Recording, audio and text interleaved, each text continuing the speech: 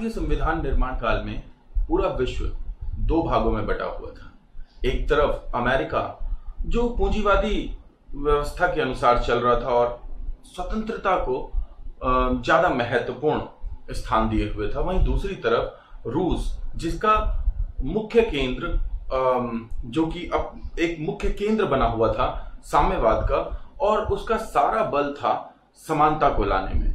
वहीं उसी समय भारतीय लोकतंत्र का उदय हुआ और भारतीय लोकतंत्र के समक्ष एक बहुत बड़ी चुनौती थी कि वो रूस के समतावादी दृष्टिकोण को अपनाए या अमेरिका के स्वतंत्रतावादी दृष्टिकोण को अपनाए। और जवाहरलाल नेहरू समेत भारत के ज्यादातर जो राजनेता थे वो इन दोनों में से किसी भी एक नोबल थॉट को छोड़ने के लिए तैयार नहीं थे। और यही समय था जब हमने भारतीय संविधान के अंदर मौलिक अधिकारों को सम्मिलित किया। मैं दीपक कुमार शर्मा और आज हम भारतीय संविधान के भाग 3 की बात करेंगे, पार्ट 3।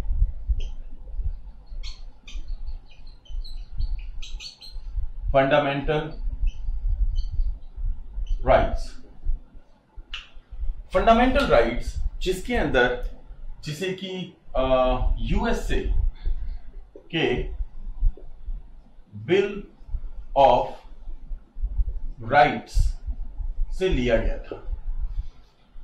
इसे भारतीय संविधान का मैग्ना कार्टा कहा जाता है। अब ये मैग्ना कार्टा क्या है? मैग्ना कार्टा का संबंध है 1215 में ब्रिटेन से। ब्रिटेन में उस वक्त में एक शासक होते थे जिनका सारा ध्यान, किंग जॉन इनका नाम था। तो किंग जॉन का सारा ध्यान था भ्रष्ट और एक व्यभिचारी शासन पर, जिसमें कि उन्होंने अपने राज्य, उससे जुड़े हुए लोगों, सामान्य जनता और अपने निम्न अधिकारियों की संपत्ति का, उनके परिवार का और उनके सभी प्रकार के चल और अचल सोर्सेस का दुरुपयोग करना जारी रखा हुआ था, जिससे परेशान होकर के इस जनता ने किंग जॉन को हटाने के लिए विचार किया और उस पर दबाव डाल करके और एक नागरिक अधिकार पत्र पर हस्ताक्षर करवा दिए। इस नागरिक अधिकार पत्र को मैग्ना कार्टा का नाम दिया गया।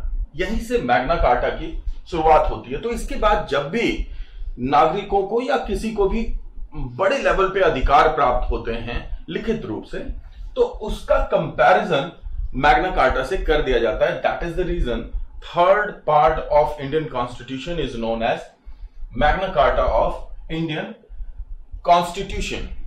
थर्ड पार्ट, अगर हम इस थर्ड पार्ट के बारे में बात करें तो पहले इसके अंदर 7 मौलिक अधिकार थे जब भारत का संविधान निर्मित हुआ, यानी कि 1946 से 1950 के दौरान जब संविधान का निर्माण हुआ तो इसमें 7 मौलिक अधिकारों को शामिल किया गया था।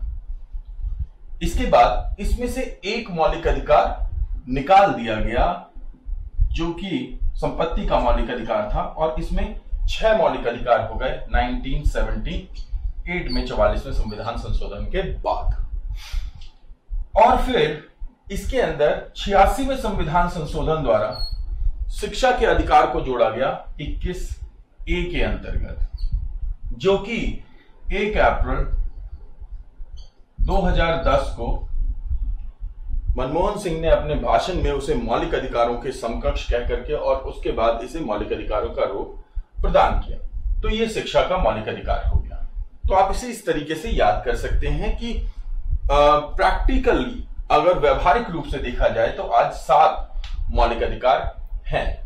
भारतीय संविधान जिन 7 मौलिक अधिकारों की बात करता है उसमें समानता, स्वतंत्रता,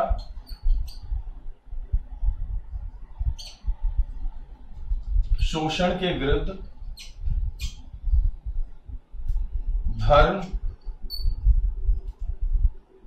अल्पसंख्यक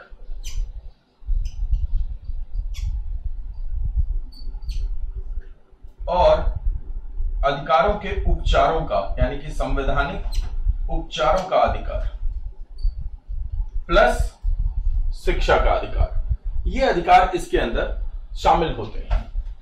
यहां तक तो बात समझ में आती है, लेकिन पहले यह भी जान लेना जरूरी है कि हम जिस विषय की बात कर रहे हैं अधिकारों की, वो अधिकार होते क्या हैं। तो अगर हम हैरोल्ड जे लास्की, संविधान सभा में संविधान निर्माण के दौरान इन्हें कोट भी किया गया, हैरोल्ड जे लास्की के 1848 आई थिंक के कोट की बात करें तो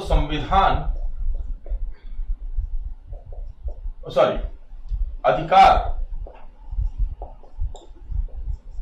मानव जीवन की वे परिस्थितियां हैं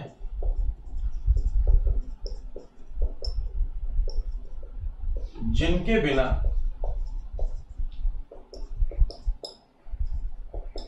कोई भी व्यक्ति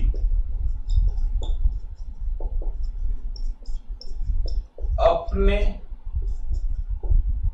व्यक्तित्व का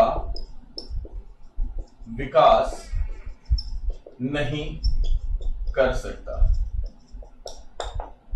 यह बहुत महत्वपूर्ण बात है कि अधिकार को हमें देखना चाहिए उन सर्कमस्टांसेस के रूप में without which we can not develop ourself. इसका अर्थ क्या है?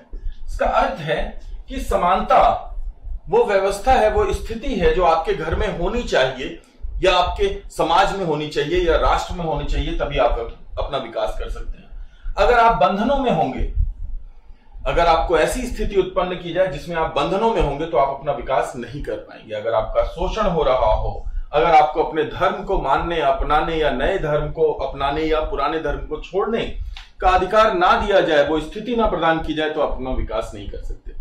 तो यानी कि आपका विकास जो है वो पूर्ण रूप से जिन स्थितियों पर निर्भर करता है वो आपका अधिकार कहलाते हैं। और इसमें से कुछ मूल परिस्थितियां होती हैं। जो मूल परिस्थितियां होंगी वो मौलिक अधिकार कहलाती हैं। ये मौलिक अधिकार लगभग सभी रेजिडेंट, सभी लोगों को दिए गए हैं, लेकिन इसमें से 15, 16, 19, 29 और 30 ये 5 ऐसे मौलिक अधिकार हैं जो सिर्फ नागरिकों को दिए गए। These fundamental rights are provided only to the citizen of the country.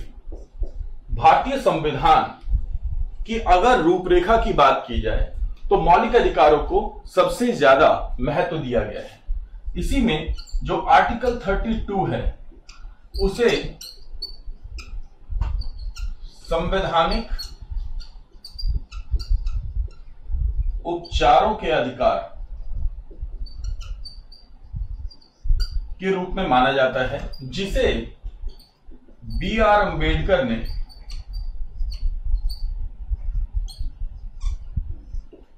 Bhimrao Ambedkar ने इसे संविधान